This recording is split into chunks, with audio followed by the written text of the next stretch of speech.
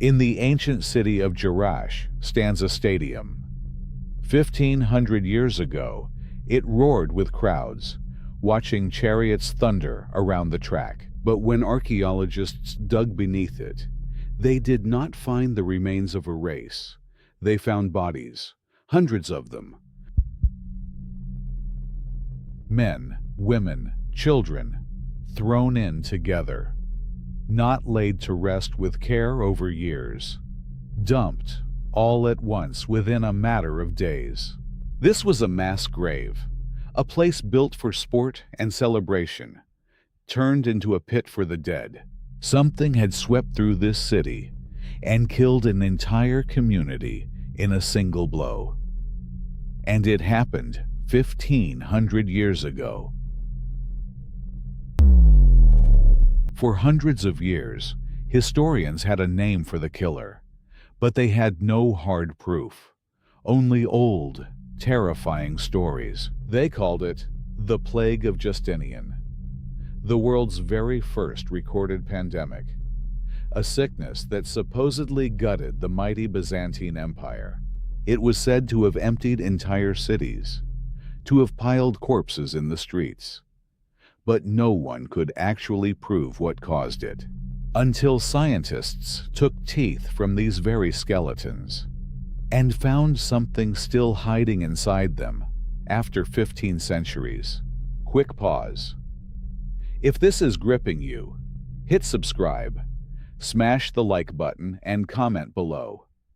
Could a pandemic like this strike again today? Now, back into the grave. Deep inside those teeth was DNA, the ancient preserved genetic code of the thing that killed them. And that code had a name: Yersinia pestis, plague. The very same killer that would one day become the Black Death. For the first time ever, direct genetic proof. The mystery behind history's first pandemic finally solved. But the full story is far more chilling than one grave in Jordan. To understand it, we have to go back to the year 541. The Byzantine Empire was the surviving eastern half of Rome, and its emperor, Justinian, dreamed of making it whole again. From his capital, Constantinople, he was rebuilding an empire, reconquering lost lands. It was meant to be a golden age. Then, in the year 541, something arrived at a busy Egyptian port, carried most likely in the cargo of trading ships.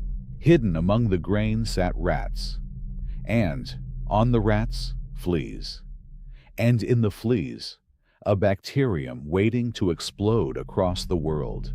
From that port it spread along every trade route, ship by ship, city by city, straight toward the heart of the empire.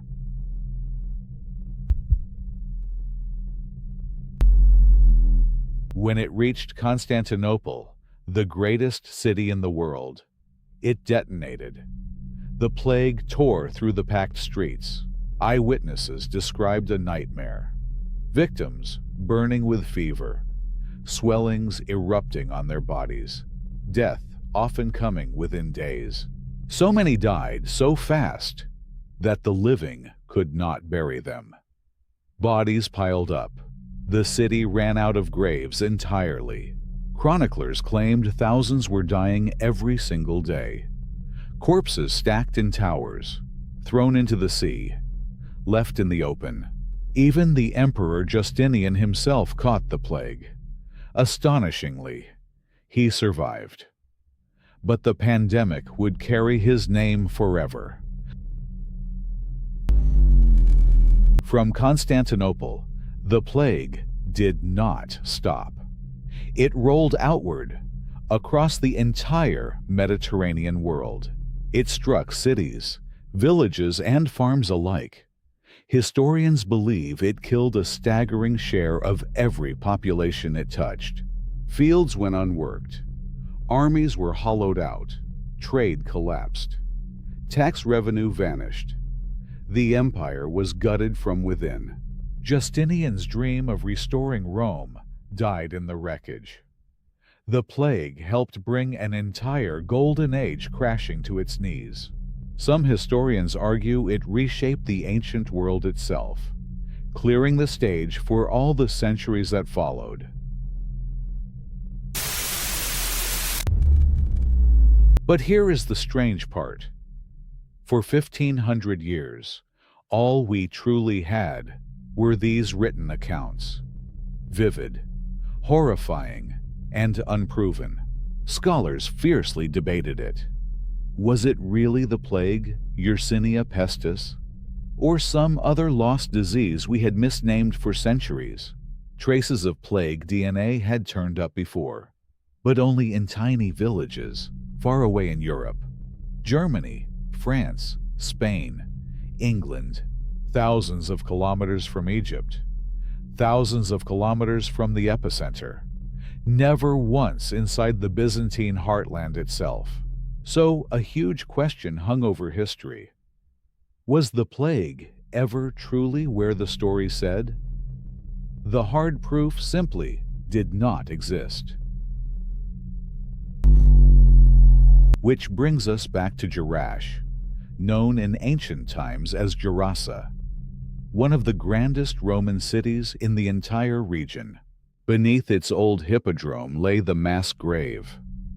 Around 200 people, hastily buried between roughly 550 and 660 AD.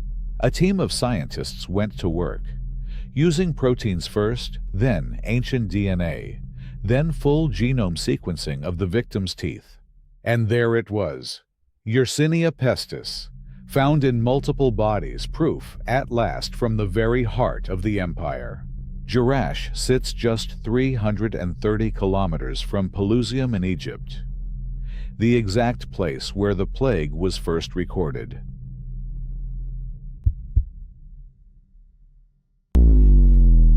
And the DNA revealed something haunting.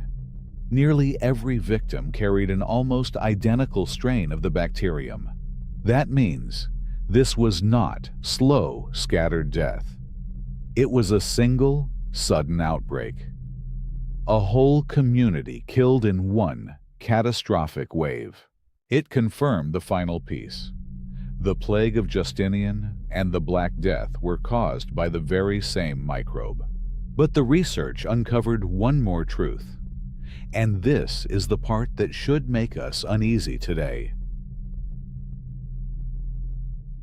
Plague does not come from a single ancestor that died out.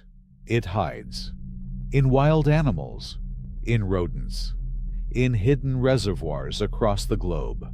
Again and again through history, it has crawled back out of those reservoirs and struck humanity out of nowhere. Yersinia pestis still exists today. It never truly left us. It is simply waiting in the wild, exactly as it always has. The Plague of Justinian was not a one-time horror. It was just one chapter in a story that is still being written. So think again about that stadium in Jerash, built for the roar of the crowd, for chariots, for life itself. It ended as a silent grave, filled within days by a killer no one could see or name. 1,500 years later, the victims finally spoke. Locked inside their teeth was the confession of what took them. History's first pandemic is solved, but its cause is still alive, somewhere in the dark, exactly where it has always been. The dead of Jerash waited a millennium and a half to be heard. The least we can do now is listen.